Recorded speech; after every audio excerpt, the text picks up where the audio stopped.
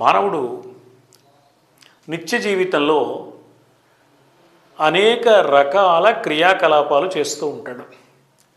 ఈ క్రియాకలాపాలలో లోకానికి ఉపయోగపడేవి కొన్ని, లోకానికి ఏమీ ఉపయోగం లేనివి కొన్ని, తనకు మాత్రమే ప్రయోజనాన్ని కలిగించేవి కొన్ని ఉంటాయి. కాగా మరికొన్ని లోకానికి ఉపయోగం కలగకపోగా ప్రమాదాన్ని కలిగించేవి ఉంటాయి.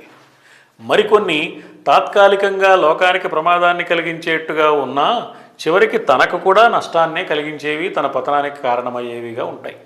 మానవుడి ప్రవర్తనలో ఇన్ని రకాల దశలు మనకు కనపడుతున్నాయి.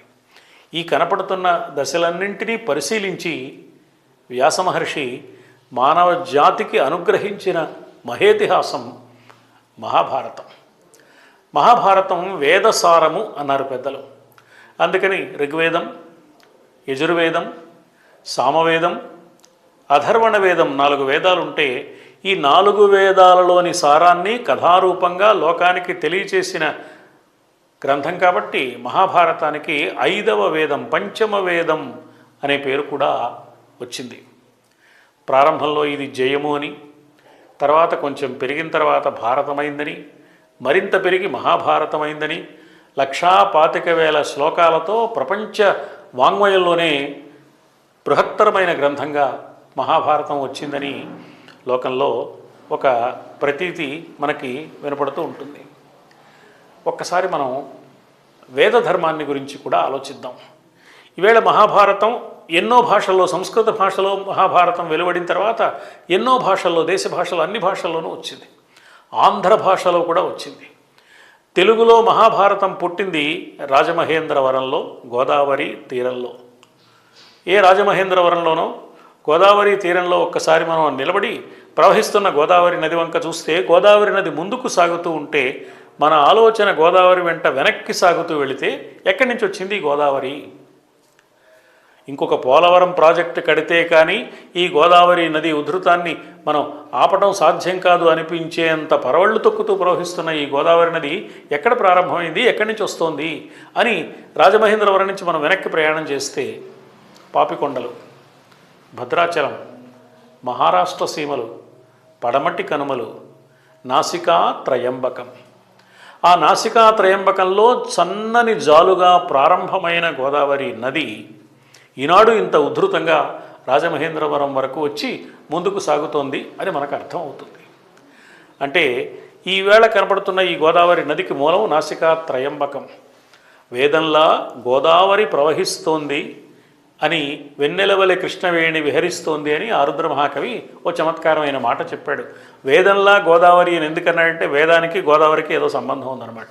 ఏమిటా సంబంధం అని ఆలోచిస్తే మహాభారతం వేదవాంగ్మయం యొక్క సారం అని అనుకున్నాం.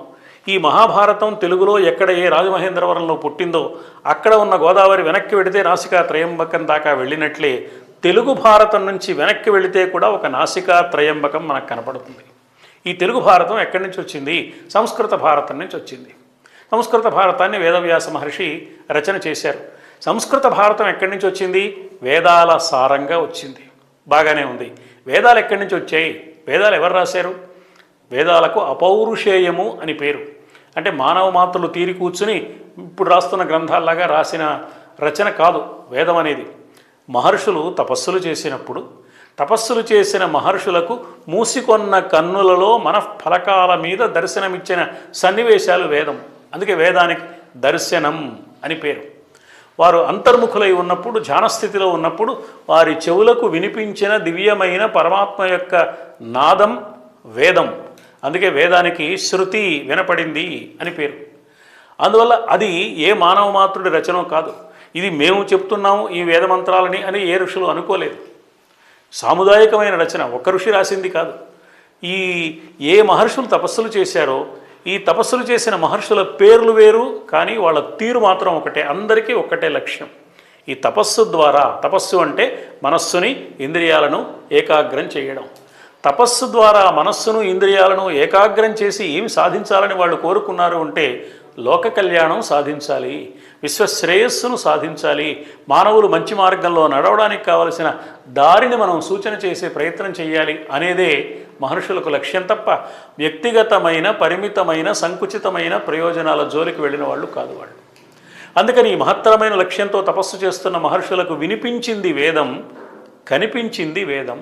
వినిపించింది కాబట్టి శృతి అన్నారు, కనిపించింది కాబట్టి దర్శనం అన్నారు. ఎక్కడ కనిపించింది? అదేమిటండి, వాళ్ళు కళ్ళు మూసుకున్నారు కదా, కనిపించడం ఏమిటి అంటే కళ్ళు మూసుకుని వాళ్ళు ఏం చేశారు అని మనం ఆలోచిస్తే భగవద్గీతలో ఒక మాట మనకు వినపడుతుంది. మానవుడు ధ్యానం చేసేటప్పుడు ఏం చేస్తాడు అని చెప్పే మాట. ధ్యానం చేయడం అంటే మనస్సును బుద్ధిని పరమాత్మ యందు నిలకడగా ఉంచటం. ఈ సృష్టికి మూలమైన ఒకే ఒక శక్తి ఉందని భావించి, గుర్తించి, విశ్వసించి ఆ విశ్వశక్తి ముందు తాను సమర్పణం చేసుకుని ఆ విశ్వశక్తిని గురించి మనస్సులో నిలుపుకునే ప్రయత్నం చేయటం. ధ్యానం. బుద్ధి యందు ఆ రూపాన్ని నిలుపుకోవడం.